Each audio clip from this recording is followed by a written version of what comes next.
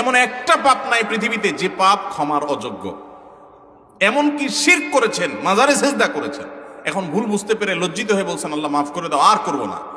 আল্লাহ তাআলা মাফ করবেন ইনশাআল্লাহ। আল্লাহ ওয়াদা করেছেন, আল্লাহ বলেছেন তুবু ইলাল্লাহি জামিআন আইয়ুহাল মুমিনুন, হে ঈমানদাররা তোমরা সবাই আল্লাহর কাছে তওবা করে ফিরে আসো। লা তাকনাতু মির রাহমাতিল্লাহ, আল্লাহর রহমত থেকে নিরাশ হয়ো না। ইন্নাল্লাহা ইয়াগফিরুদ দুনুবা জামিআ, আল্লাহ সব গুনাহ মাফ করে দিবেন, কিন্তু ক্ষমা চাইতে হবে। আল্লাহ আমাদেরকে ক্ষমা চাওয়ার তৌফিক দান করুন। সকল গুনাহ আল্লাহ তাআলা মাফ করে দিবেন, কিন্তু বান্দার হক মেরে দিয়েছেন, টাকা নষ্ট করেছেন, মানুষের হক খেয়ে ফেলেছেন, তাহলে সেই গুনাহ কিন্তু আল্লাহ রাব্বুল আলামিন, আপনি ওই আল্লাহর কাছে তো মাপ চাইলে মাফ হবে না, আল্লাহর কাছে মাপ চাইতে হবে, আবার বান্দার হক ফেরত দিতে হবে। সারা জীবন মানুষের পকেট কেটে, মানুষের কলিজা কেটে, রক্ত চুষে, টাকা কামাই করে লাখপতি কোটিপতি হয়ে এবার বুড়া বয়সে মসজিদে, মাদ্রাসায়, মাহফিলে হুজুরদেরকে দান সাদকা টাকা পয়সা দিয়া চারপাশে এবার হাজী সাহেব গাজী সাহেব ছেড়া মক্কা শরীফ